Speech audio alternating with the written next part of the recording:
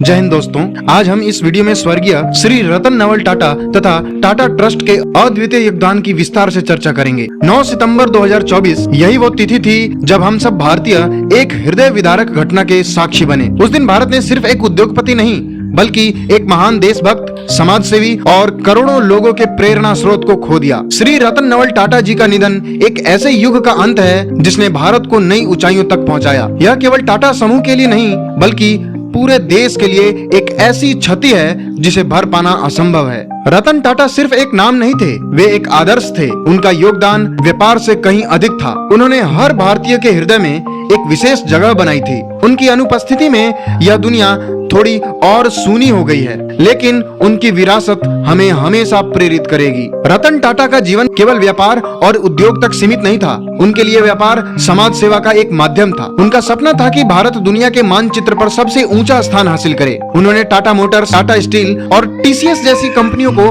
वैश्विक ब्रांड में तब्दील कर दिया। टाटा स्टील और टाटा कंसल्टेंसी सर्विसेज जैसी कंपनियों के जरिए रतन टाटा ने भारत को अंतर्राष्ट्रीय व्यापार मंच पर प्रमुख स्थान दिलाया। जहां एक ओर कई उद्योगपतियों ने अपने व्यापार को केवल राष्ट्रीय स्तर तक सीमित रखा, वहीं रतन टाटा ने भारत की कंपनियों को वैश्विक स्तर पर प्रतिस्पर्धा के लिए तैयार किया। उनकी कंपनियां आज न केवल भारतीय अर्थव्यवस्था का एक महत्वपूर्ण हिस्सा हैं, बल्कि दुनिया भर में मेड इन इंडिया की प्रतिष्ठा को बुलंद कर रही हैं। रतन टाटा ने उस वक्त दुनिया को चौंका दिया जब उन्होंने 1998 में भारत की सबसे सस्ती कार नैनो पेश की। यह कार लाखों भारतीयों के लिए एक सपना सच होने जैसी थी, एक ऐसी क्रांति जिसे केवल रतन टाटा ही संभव बना सकते थे। वहीं उनका फोर्ड मोटर्स के साथ डील भी एक ऐतिहासिक घटना थी। जब 1999 में टाटा मोटर्स घाटे में थी, तब फोर्ड कंपनी ने टाटा मोटर्स खरीदने का प्रस्ताव दिया। तब फोर्ड के अधिकारियों ने रतन टाटा का अपमान किया, लेकिन 8 साल बाद जब फोर्ड खुद आर्थिक तंगी में थी, रतन टाटा ने फोर्ड की लग्जरी कार ब्रांड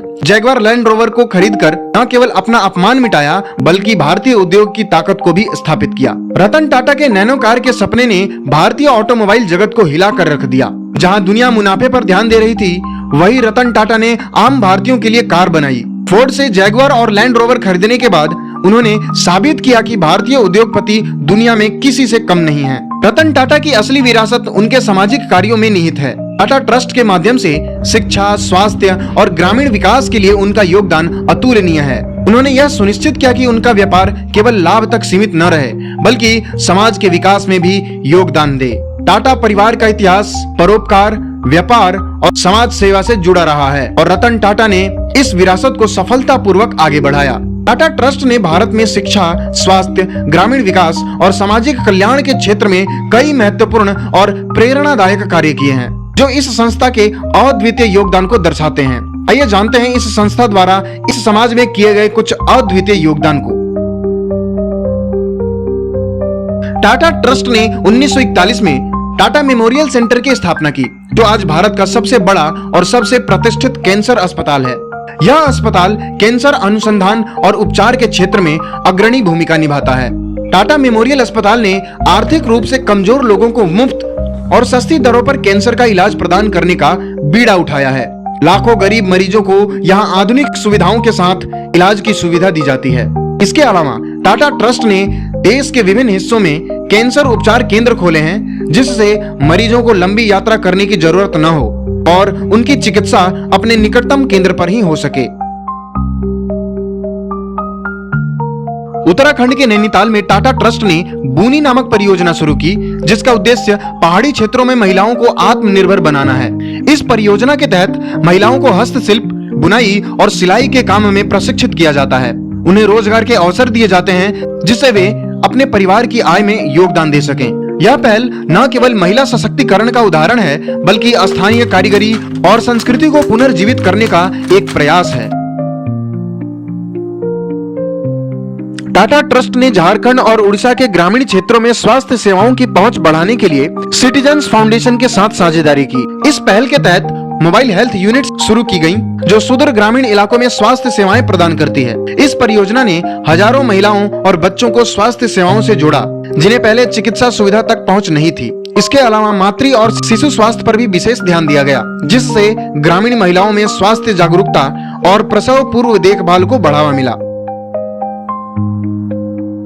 कि डिजिटल युग में महिलाओं को सशक्त बनाने के लिए टाटा ट्रस्ट ने इंटरनेट सखी पहल शुरू की, जिसमें ग्रामीण इलाकों की महिलाओं को डिजिटल कौशल और इंटरनेट साक्षरता प्रदान की गई। इस परियोजना के तहत महिलाओं को इंटरनेट और स्मार्टफोन के उपयोग के बारे में सिखाया गया, ताकि वे न केवल डिजिटल दुनिया से जुड़ सकें बल्कि बैंकिंग, शिक्षा, स्वास्थ्य सेवाओं का भी लाभ उठा सकें। इस पहल ने हजारों महिलाओं को आत्मनिर्भर और डिजिटल रूप से सक्षम बनाया, जिससे वे अपने परिवार और समाज से अधिक सक्रिय भूमिका निभा सकें।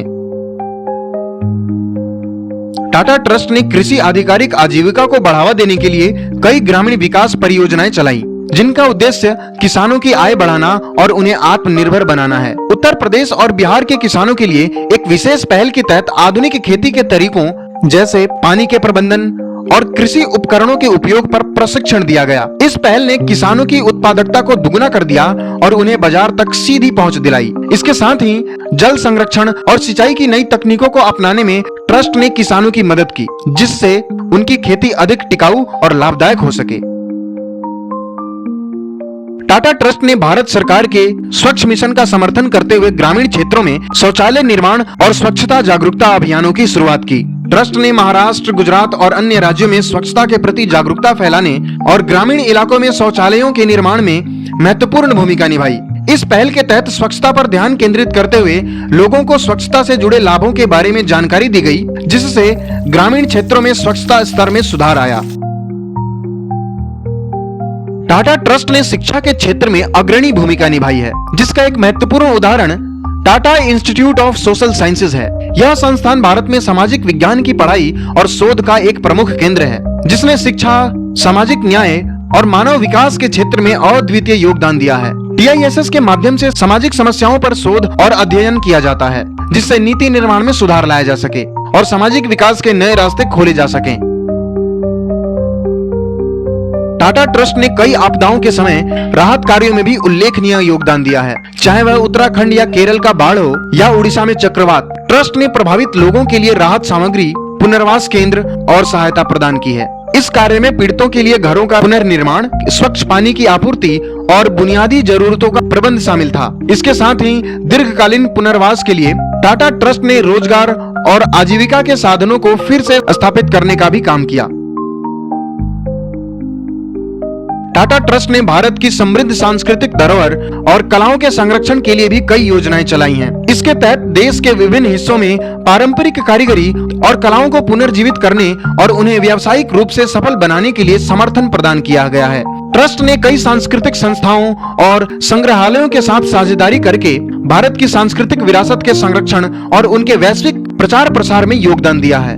टाटा ट्रस्ट का योगदान केवल आर्थिक विकास तक सीमित नहीं है, बल्कि उन्होंने समाज के हर तबके को बेहतर बनाने के लिए अद्वितीय कार्य किए हैं। ये कहानियां न केवल टाटा ट्रस्ट की परोपकारी भावना को दर्शाती है, बल्कि एक ऐसे दृष्टिकोण को भी उजागर करती है जो समाज की बेहतरी के लिए समर्पित है। रतन टाटा ने अनगिनत लोगों के जीवन को बेहतर बनाया। उनके सामाजिक कार्यों की गूंज देश के कोने कोने तक है। शिक्षा, स्वास्थ्य और पर्यावरण संरक्षण के क्षेत्रों में उनकी योजनाएं हमेशा याद की जाएंगी। उनकी सोच और दूरदर्शिता ने हमें सिखाया कि सच्ची महानता केवल धन और शक्ति में नहीं है, बल्कि मानवता और सेवा में है।